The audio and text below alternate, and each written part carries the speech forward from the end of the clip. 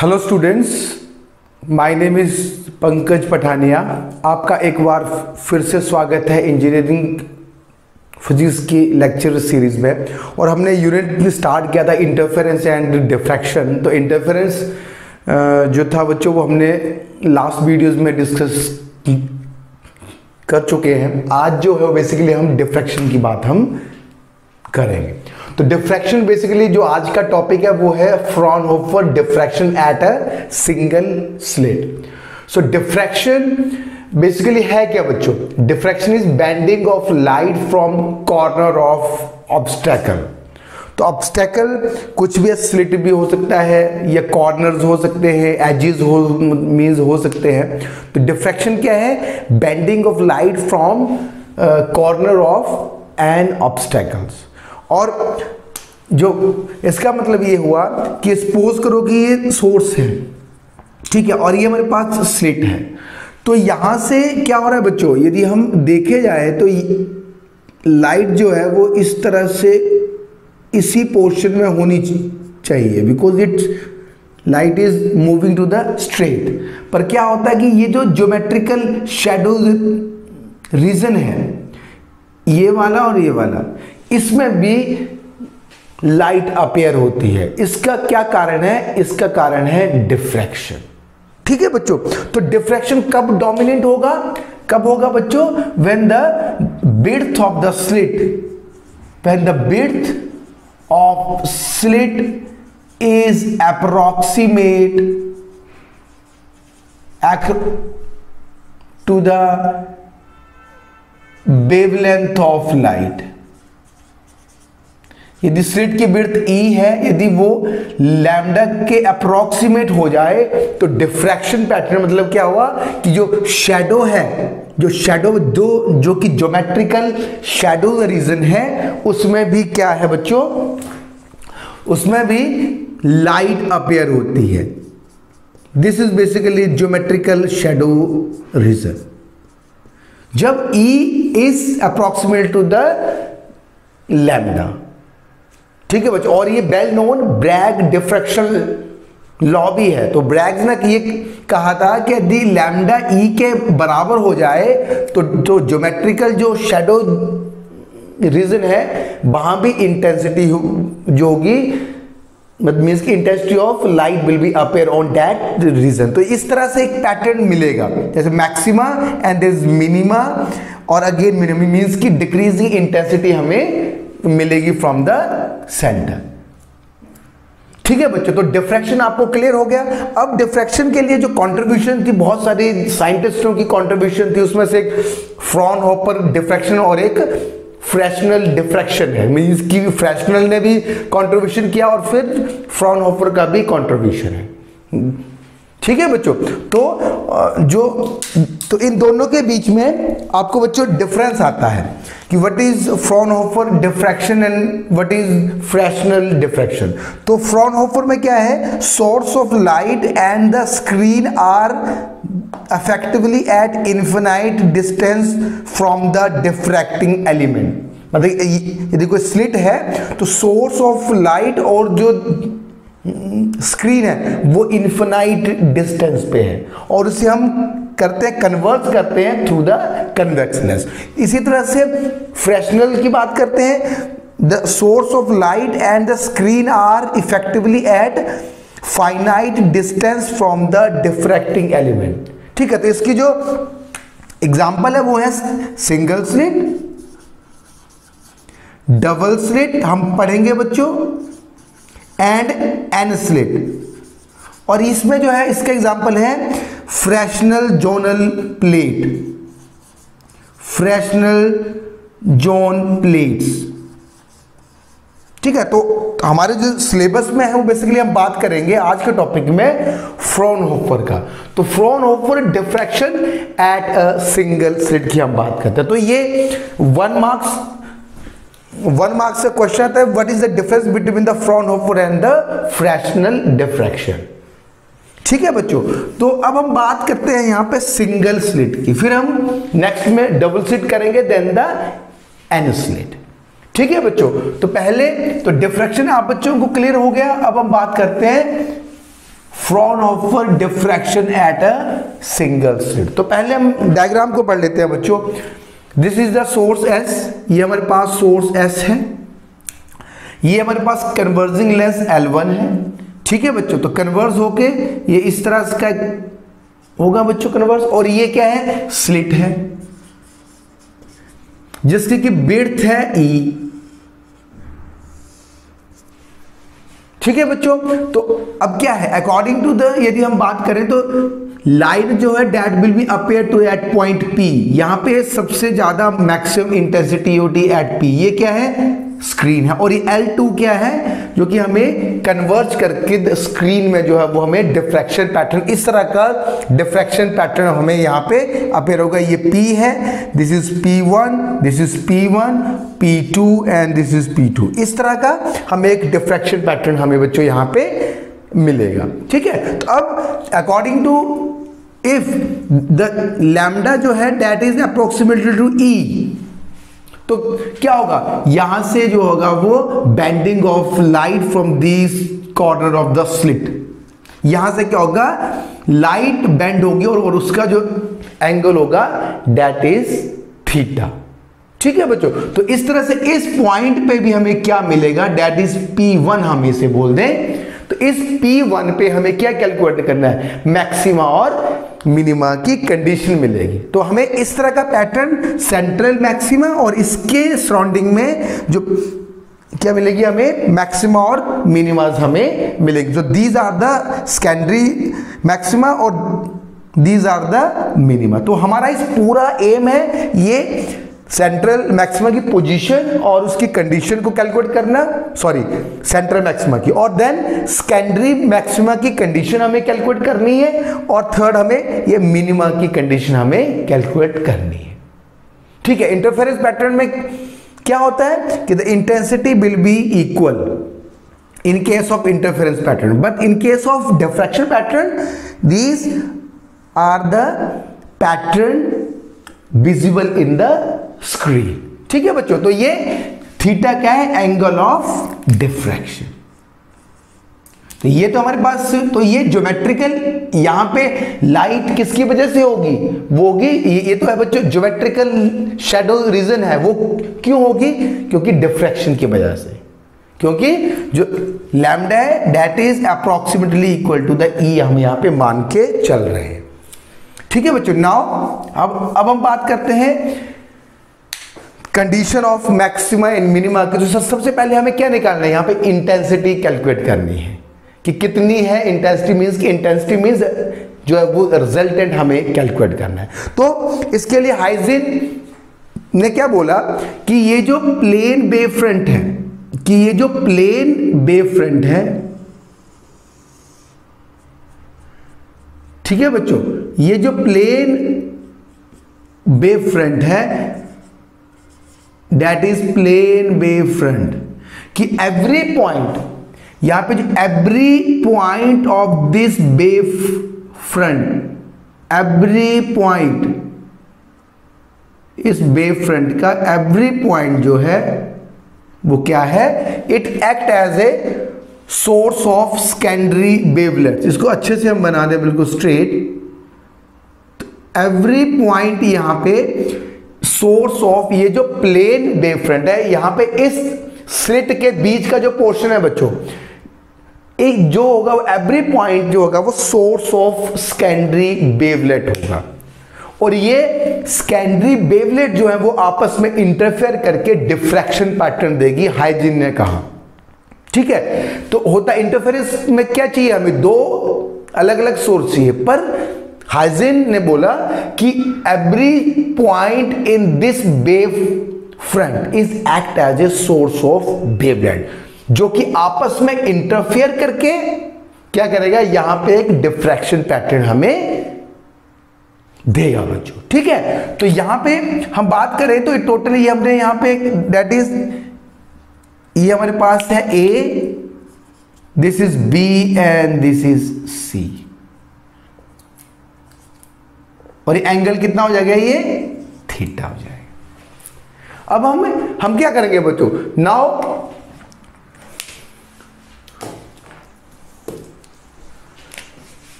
Total face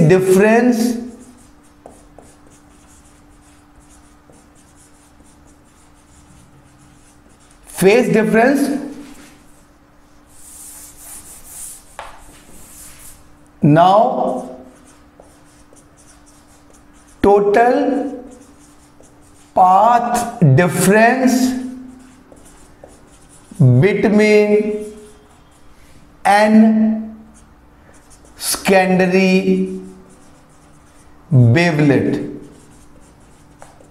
ठीक है बच्चों, तो क्या होगी, that is basically you can say that is the total path difference हमारा हो जाएगा,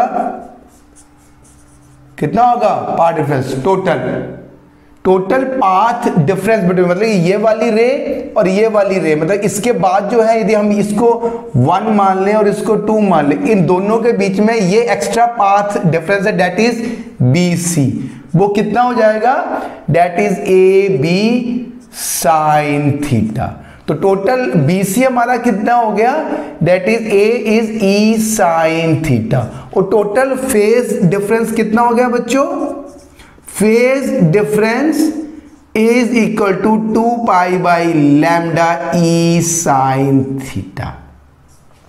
अब यहां पे n हार्मोनिक क्या है बच्चों, यहां पे वाइब्रेशंस है जो कि आपस में इंटरफेयर करके डिफ्रैक्शन पैटर्न दे रही है। n है तो टोटल, तो बच्चों phase difference between the conjugative क्या है, n है तो 1 by n, that is 2 pi by lambda 1 by n E sine theta, that is equal to D हमने मान लिया।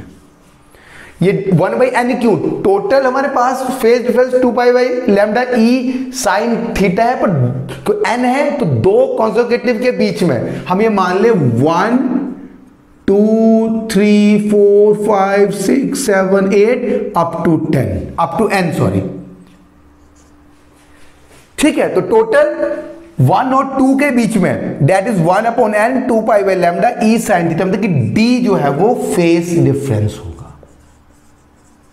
हम ये क्यों कर रहे हैं, क्योंकि हमें टोटल रिजल्टेंट निकालना है P1 पे, मतलब कि स्क्रीन पे, और हमें पता करना है कि P1 में मैक्सिमा की कंडीशन कब होगी, मिनिमा की कंडीशन कब होगी, ये हमें कैलकुलेट करना है, इसलिए हम ये कर रहे हैं। हम तो अब टोटल इंटेंसिटी अब क्या है, यहाँ हमारे पास n वाइब्रेशंस है, तो वाइब्रेशन क्या कर रही है, सेकेंडरी मींस वेवलेट प्रोड्यूस कर रही है, और सेकेंडरी वेवलेट आपस में इंटरफेयर करके जो है वो एक डिफ्रैक्शन पैटर्न जो है वो जनरेट करेगा।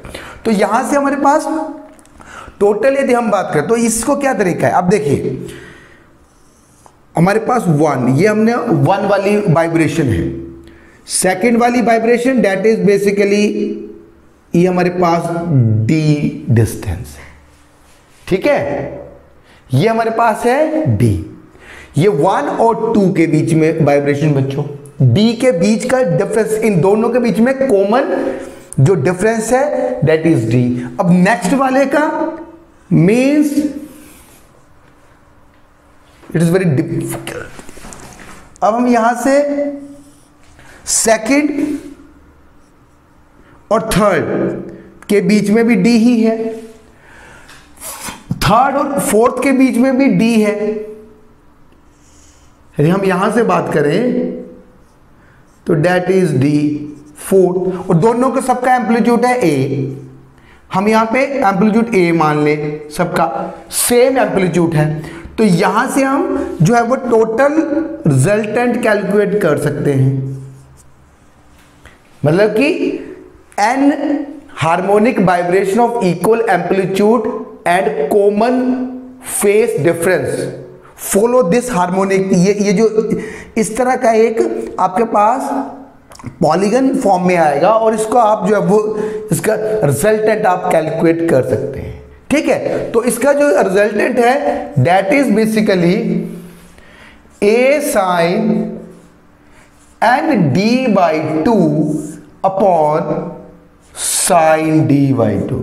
ये आप इसको मैथमेटिकली भी प्रूव कर सकते हैं, क्योंकि आपके सिलेबस में ये है नहीं, तो टोटल रिजल्टेंट आप इसमें जो है वो टोटल जो, इसका क्या मतलब कि एन हार्मोनिक वाइब्रेशन जिनका कॉमन फेज डिफरेंस डी है और इक्वल एम्पलीट्यूड ए है, तो उसका जो रिजल्टेंट होगा वो इस फॉर्म में होगा। That is equation star.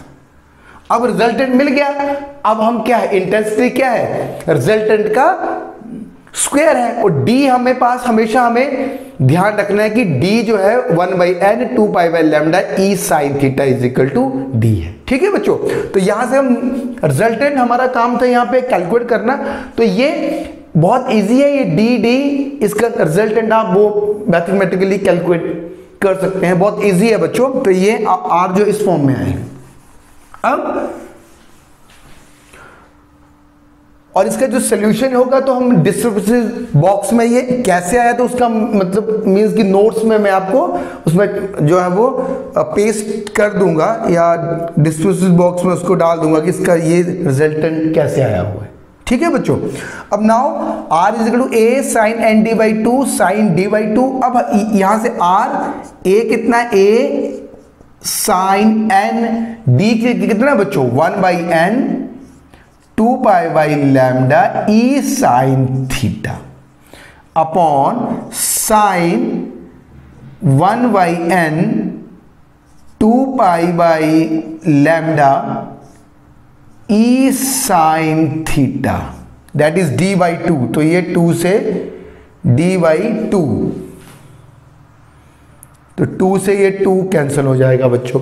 यहां से ये वाला n d/2, तो यहां से ये d/2 है, तो ये 2 से 2 हमारा यहां पे कैंसिल हो जाएगा। ठीक है, तो अब हमारे पास ये r is equal to a sine, n से n कैंसिल हो जाएगा, pi e sine theta upon lambda divided by sine 1/n pi lambda, यहां पे pi e sine theta by lambda. तो ये हमारे पास आ गया रिजल्टेंट। अब इसको थोड़ा सा और हम यदि सिंप्लीफाई करें, और अल्फा जो है मतलब यहां पे इस पाई e sine theta upon lambda को अल्फा लिख लेते हैं, बाद में इसको कन्वर्ट कर देंगे क्योंकि अल्फा और थीटा आपस में कनेक्टेड है बच्चों। ठीक है, यदि हमने अल्फा यहां पुट कर दिया, तो A sine that is alpha upon sine alpha by N. ठीक है, नाउ इसके बाद resultant A sine alpha upon alpha by N, because N बहुत ज्यादा, एन हार्मोनिक वाइब्रेशन है, तो अल्फा बाई एन कितना हो जाएगा, यदि एन बहुत ज्यादा है, लार्ज है, तो sine alpha by N is equal to alpha by N. तो यहां पे हमने अल्फा बाई एन पुट कर दिया। अब यहां से हमारे पास N A sine alpha by N, तो टोटल जो हमारे पास रिजल्टेंट आया बच्चों, टोटल जो रिजल्टेंट आया that is N A sine alpha by, इसको यहां पे अल्फा होगा, ये अल्फा, तो एन ए को हम बेसिकली आर, इसको हम एम्पलीट्यूड के फॉर्म में लिख लें, that is A sine alpha upon alpha. तो टोटल जो रिजल्टेंट है इन एन हार्मोनिक वाइब्रेशन का, वो हमें मिल गया R is equal to A sine alpha. और अल्फा हमें हमेशा आपको याद रखना है, अल्फा जो है वो पाई e sine theta upon lambda की टर्म में हम इसको लिख सकते हैं, बाद में इसको हम कन्वर्ट कर देंगे बच्चों। ठीक है, अब हम बात करते हैं इंटेंसिटी की।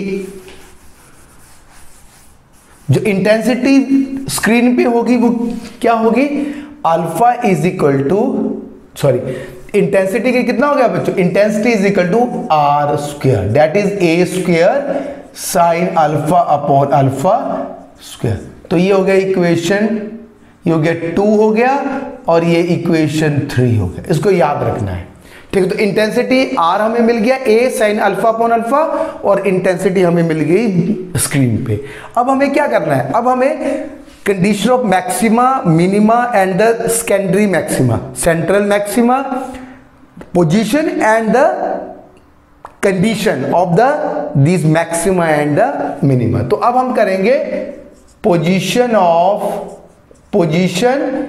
एंड कंडीशन ऑफ, फर्स्ट हम बात करें position and the condition of central maxima,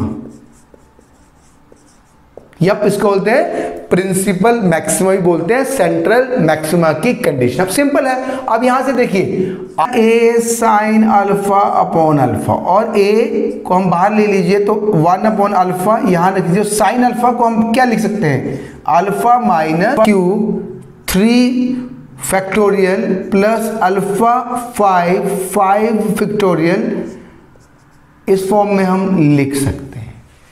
ठीक है बच्चों, तो एंड माइनस अल्फा 7। तो अब हमें देखिए ये हमने साइन को इस सीरीज की फॉर्म में लिख लिया। अब यहां से a 1 minus alpha upon 3 factorial plus alpha 5 upon 5 factorial. तो यहां से रिजल्टेंट मैक्सिमम, क्योंकि ये तो नेगेटिव है, ठीक है, तो हम यहां से इसको, जो मैक्सिमम कब होगा, इससे ये डिक्रीज हो रहा है, तो मैक्सिमम कब होगा, जब ये a इज इक्वल टू 1। देखिए इस केस में क्या है, अल्फा जो है वो 0 होगा। तो अल्फा 0 मतलब तो टोटल इंटेंसिटी कितनी आ गई, that is a। Resultant means alpha is 0, तो यहां से जो इंटेंसिटी की कितनी आ गई बच्चों, a का स्क्वायर आ गया। अब अल्फा जो है डेट इज इक्वल टू 0, तो अल्फा 0 कब होगा बच्चे, जब e sine theta upon lambda is equal to 0। तो मीन्स कि साइन थीटा विल बी 0, और थीटा जब 0 होगा, कहां पे होगा 0, theta sine 0 is equal to 0 होगा। तो ये इसका मतलब है कि थीटा ये वाला पोजीशन है, जो ब्लैक वाला है ये condition, that is the condition of secondary maximum when alpha is equal to 0। और इंटेंसिटी क्या होगी, दैट इज a का square. Position of the central maximum. अब हम बात करते हैं मिनिमा की। Now the position of condition of minima. अब इस मैक्सिमा के बाद में ये मिनिमा भी है बच्चों। तो अल्फा इज इक्वल टू 0 के लिए, मतलब थीटा इज इक्वल टू 0 पे ये वाली इंटेंसिटी आ गई। Position and the condition of minima. अब यहां से देखिए इक्वेशन नंबर 2 से, मतलब मैं इसको फिर से लिख लूं, a sine alpha is equal to alpha. तो मिनिमम कब होगा, जब साइन अल्फा जो होगा वो 0 होगा। ठीक है, sine alpha is equal to 0 का, but alpha is not equal to 0। क्यों, क्योंकि अल्फा 0 पे सेंट्रल मैक्सिमा की कंडीशन सेटिस्फाई थी। तो sine alpha is equal to 0 पे ये मिनिमम होगा रिजल्टेंट, मतलब कि इंटेंसिटी क्या होगी, मिनिमम होगी। ठीक है, तो alpha is equal to plus minus M pi. m is not equal to 0, m is 1 2 3 and 4। वो क्यों नहीं होगा, m is not equal to 0, क्यों, क्योंकि m is equal to 0 पे, मतलब वो n है या m, ठीक है। इस पे हमारे पास, इस पे हमारा क्या है, थीटा जो है वो, इसमें जो है वो सेंट्रल मैक्सिमा की कंडीशन सेटिस्फाई होगी 0 पे, अल्फा इज इक्वल टू 0 पे। ठीक है, तो यहां से m1 2 3 4 हो गया। तो यहां से हम बात करें, that is pi plus pi minus pi minus 2 pi plus 2 pi and then 3 pi और ये माइनस 3 पाई। तो ये मिनिमा की कंडीशन होगी। और पोजीशन यदि हम यहाँ पे बात करें तो अल्फा कितना हो गया, pi e sine theta upon lambda plus minus M pi. अब पोजीशन की बात कर रहे हैं बच्चों, तो यहां से पाई कैंसिल, तो e sine theta is equal to plus minus M lambda. ये मिनिमा की कंडीशन होगी एट स्क्रीन, ठीक है। तो ये मिनिमा की कंडीशन होगी इस स्क्रीन के अंदर, ये मिनिमा की पोजीशन होगी बच्चों। और ये कंडीशन मैंने आपको बता दी कि alpha is equal to plus minus m5, और अल्फा जो है that is connected to the sine theta, so sine theta is equal to plus minus m pi. तो इसी तरह से हम जो है वो कंडीशन और पोजीशन ऑफ द मिनिमा हम कैलकुलेट कर सकते हैं। अब क्या है, in between two minima there is the secondary maxima also. अब हमारा काम है सेकेंडरी मैक्सिमा की पोजीशन को कैलकुलेट करना, और बाद में इनकी इंटेंसिटी भी हमें कैलकुलेट करनी है बच्चों, ठीक है। तो अब हम बात करते हैं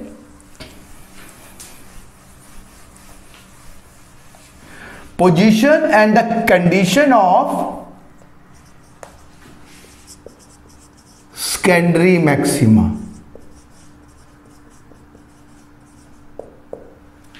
ठीक है, that is P1, P2, P2 already मैं आपको बता चुका। अब हमें सेकेंडरी मैक्सिमम कंडीशन कैलकुलेट करनी है, तो हमारे पास इंटेंसिटी, हम यहाँ पे कैलकुलस का यूज करेंगे sine square alpha upon alpha square. अब देखिए इसमें sine alpha is equal to 0 minima की condition, alpha is equal to 0 central maxima की कंडीशन। अब बचा हमारे पास, अब हम क्या करेंगे, यहां से कैलकुलस का यूज करेंगे, d by D alpha is equal to 0 maximum condition, D I upon D alpha is equal to 0 according to the calculus. तो हमारे पास D I upon D alpha, तो आई कितना हमारे पास A square sine square alpha upon alpha square is equal to 0। तो ये D upon D alpha, ठीक है बच्चों। तो अब यहां से हम इसको क्या करेंगे, डिफरेंशिएट करेंगे, तो 2 साइन अल्फा अपॉन अल्फा, और हमारे पास इसको यहां से ए और बी मतलब कि साइन अल्फा अपॉन अल्फा, यहां से देखिए, तो यहां से हमारे पास इसको डिफरेंशिएट करेंगे, तो alpha cos alpha minus alpha का 1 और साइन अल्फा अपॉन 0। अब साइन अल्फा अपॉन अल्फा 0 हो सकता है, ये वाला 0 हो सकता है, तो साइन अल्फा अपॉन अल्फा तो 0 नहीं होगा और अल्फा भी 0 नहीं होगा। Sine alpha is not equal to 0 because ये मिनिमा की कंडीशन है, alpha is not equal to 0 because वो मैक्सिमा की कंडीशन है। तो 0 क्या हो गया इस पूरे टर्म में, इस टर्म में हो गया alpha cos alpha minus sine alpha is equal to 0। कुछ नहीं किया हमने, कैलकुलस का यूज किया, अल्फा के साथ डिफरेंशिएट किया इस वाली टर्म को, डिफरेंशिएशन करने के बच्चों ये आ गया, ये ए और बी की टर्म में, ठीक है। तो अब ये हो गया। अब इसमें ध्यान से देखिए, alpha cos alpha is equal to sine alpha और alpha is equal to ten alpha, ठीक है। तो ये दो इक्वेशन हम यहां पे बात करेंगे। अब alpha is equal to ten alpha, तो ये y is equal to alpha and y is equal to tan alpha.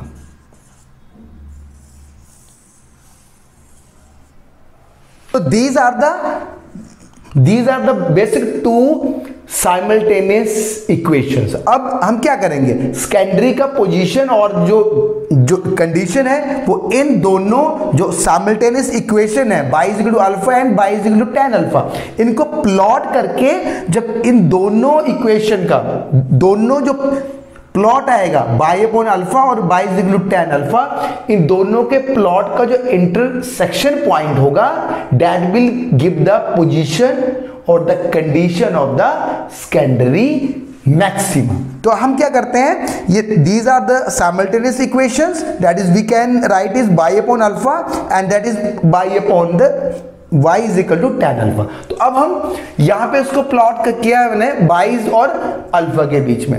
अब ये y is equal to alpha तो हो गया बच्चों स्ट्रेट लाइन, और y is equal to tan alpha को हम यहां पे प्लॉट करेंगे। तो प्लॉट वो इस तरह से होगा बच्चों, ध्यान से देखिए, अल्फा जब 0 होगा तो tan अल्फा भी 0 होगा, और यहां पे 0 वाला इक्वेशन हो गया। ठीक है, now at alpha is π/2 tan alpha is infinite.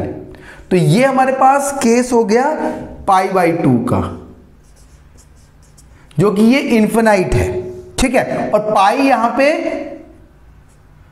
ये हो गया हमारे पास पाई, और ये हमारे पास सॉरी ये π/2 पे ये क्या है इनफिनाइट है। ठीक है, और यहां पे पाई पे ये 0 हो जाएगा। ठीक है, नाउ 3π/2 पे ये फिर से इनफिनाइट हो जाएगा, और ये 2π 3π/2 पे ये क्या हो जाएगा इनफिनाइट हो जाएगा, और 2π पे अगेन इट विल बी 0। तो इस तरह से यहां पे देखिए, तो इंटरसेक्शन पॉइंट एक तो 0 है, वो तो हम यहां पे क्या इंटरसेक्ट कहां कर रहे हैं, एक तो यहां पे कर रहे हैं और एक यहां पे कर रहे हैं। यहां से हम बिल्कुल इसको ड्रॉ कर सकते हैं, अल्फा 0 है तो tan अल्फा भी 0 है, π/2 है तो ये क्या इन्फिनाइट की तरफ रीच कर रहा है, तो यहां पे तो ये लाइन कहीं भी इंटरसेक्ट नहीं कर रही है। और नेक्स्ट 3π/2 पे इन्फिनाइट, तो जो कंडीशन है वो 3 + - 3π/2 + - 5/2 एंड + - 7π/2, ये क्या है कंडीशन ऑफ द आगे secondary maxima.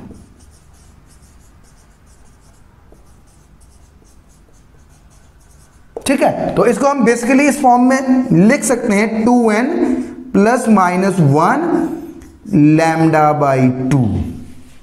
So condition, now the condition of this secondary maxima alpha is equal to 2n + 1 π/2। ठीक है बच्चों, तो 3π/2 ± 5π/2 एंड 7 तो यहां पे हम बात करें, ये हो गया 3π/2 प्लस, और ये हो गया हमारे पास -3π/2। ठीक है, अगेन इट इज 5π/2, और ये वाली जो कंडीशन होगी डेट इज -5/2।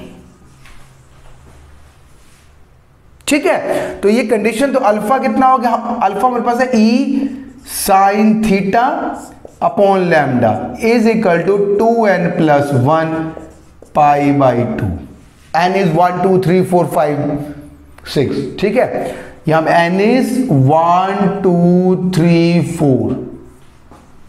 अब यहां से हम ये क्या है position of the secondary maxima, इसको थोड़ा सा और सॉल्व कर ले तो पाई से pi cancel, i sin theta is equal to 2n + 1 λ/2। This is the position of the secondary maxima.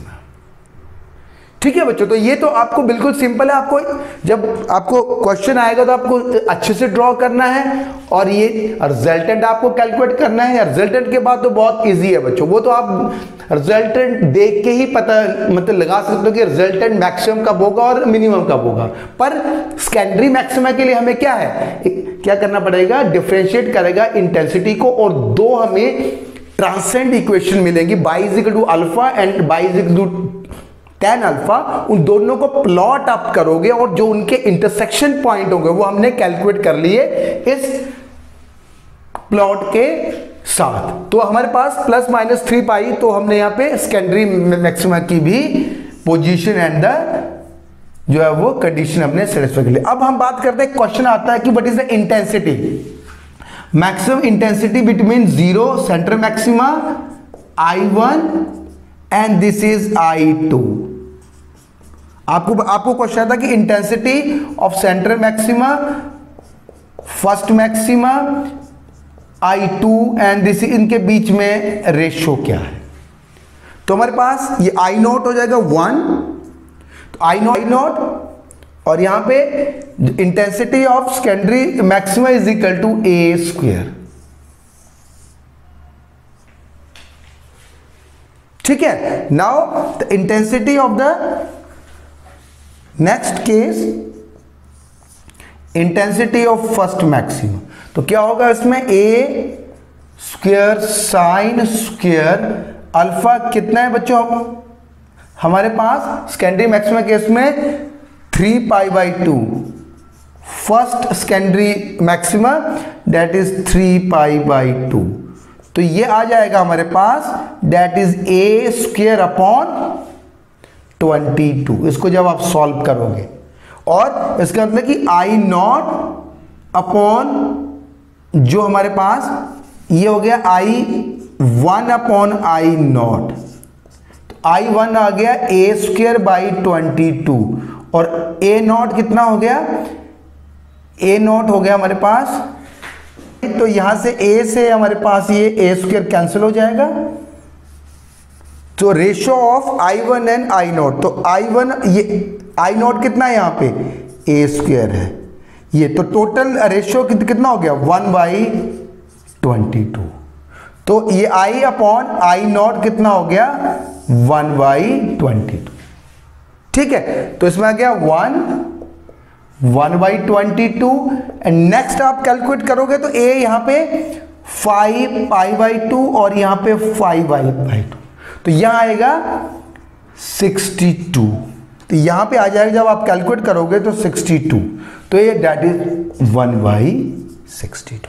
तो इंटेंसिटी की फॉर्म में हम बात करें तो दैट इज 1/22, 1 अपॉन ये है आई नॉट फर्स्ट वाला I1 and that is I2। तो देखिए यहां पे इंटेंसिटी जो होगी वो डिक्रीज होती जा रही है। ठीक है बच्चों, तो नेक्स्ट हम लेक्चर में हम बात करेंगे डबल डिफ्रैक्शन की। ठीक है बच्चों, जब एक स्लिट से हमारे पास 2 स्लिट होंगी तो क्या किस तरह का पैटर्न हमें मिलेगा और उसमें हम condition of maximum and minima जो है वो सेटिस्फाई, मतलब कि कंडीशन जो है वो देखेंगे कि कहाँ पे मैक्सिमम आता है, कहाँ पे मिनिमम आता है इन case of double diffraction. Thank you very much.